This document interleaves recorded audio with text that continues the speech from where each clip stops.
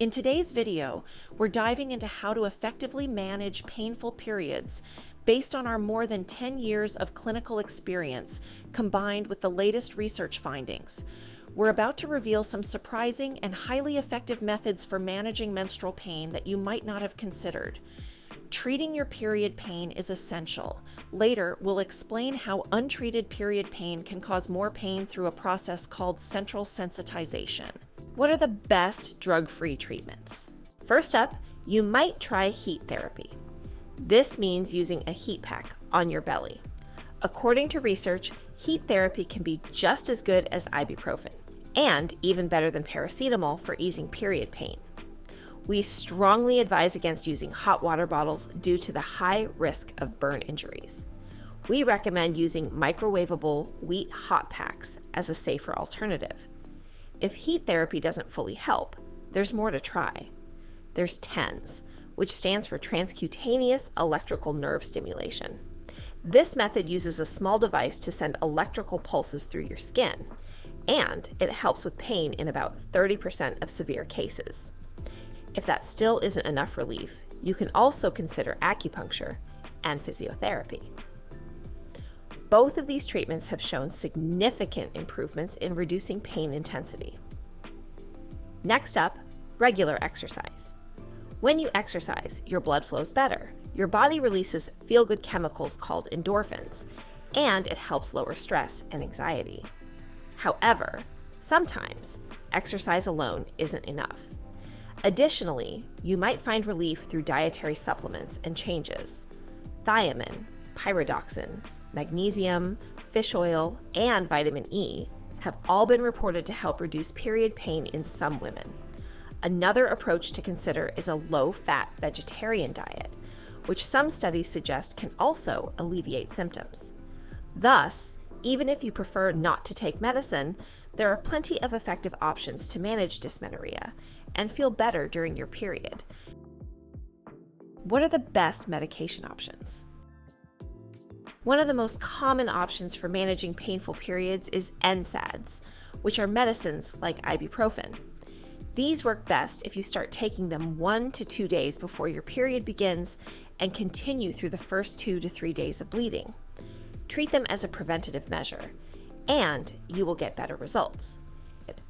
But what if NSAIDs aren't enough, or you can't take them? Another option is hormonal therapies like the combined oral contraceptive pill. These are especially helpful for those who are not planning on getting pregnant anytime soon. Consider continuous use of combined oral contraceptive pills, COCP, if contraception is also required, or if NSAIDs alone are not well controlling the pain. What is continuous use? Continuous use means taking the active pills without a break, unlike regular use, where you take a break of 7 days after every 21 days of active pills. This allows you to have only 4 menstrual periods per year, reducing the frequency and severity of painful periods.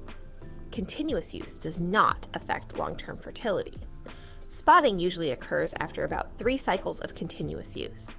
If spotting occurs, stop taking the active pills for 3 to 7 days, then resume the active pills. Check with your doctor if using the oral contraceptive pill is right for you. Sometimes people might prefer a more natural remedy. Here's where ginger comes in. Ginger has anti-inflammatory, reduces swelling, and anti-nausea, prevents feeling sick properties, which means it can help reduce the pain and discomfort of painful periods. Studies have shown that ginger can be quite effective, giving you another option to manage those painful cramps. How can painful periods lead to more pain? Painful periods is not just about the pain during that time of the month. This pain might actually cause something called central sensitization. So, what's central sensitization? It's when the nervous system becomes super sensitive to pain. When this happens, it can lead to other chronic pain problems. Therefore, someone who has painful periods might also start experiencing other types of long-lasting pain, like irritable bowel syndrome, IBS, a disorder that affects the large intestine, low back pain, or pain in the bladder known as interstitial cystitis. Moreover, it can also cause chronic pain in the pelvis, muscles, and even lead to conditions like vulvodynia, chronic pain in the vulva, fibromyalgia, widespread muscle pain, and chronic headaches. Hence, having painful periods can actually make the body more sensitive to all sorts of pain, making life really difficult with all these different chronic pain conditions.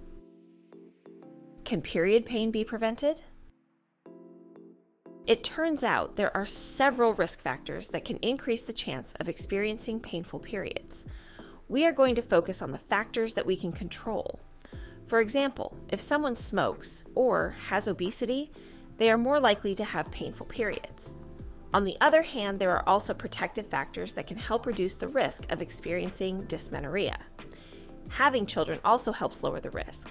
Regular exercise is another protective factor that can help reduce menstrual pain. By understanding these factors, girls and women can take steps to manage and lessen their menstrual pain. What if nothing works? Sometimes people experience really painful periods that are caused by more than just regular menstrual cramps. This is called secondary dysmenorrhea. Unlike regular cramps, secondary dysmenorrhea happens because of problems in the pelvic area, like endometriosis, where tissue that usually lines the inside of the uterus grows outside it, or other issues like abnormal growths, infections, or pelvic masses, unusual growths in the pelvis. When someone has secondary dysmenorrhea, they might notice their pelvic pain getting worse over time. Furthermore, they might also have unusual bleeding, strange discharge, pain during sex, and even find that common painkillers or hormonal treatments don't help at all. So it's really important to see a doctor if these symptoms occur, because these signs mean there's an underlying problem that needs proper medical attention. Understanding this can help people get the right treatment and feel better faster. Remember, you're not alone in this journey.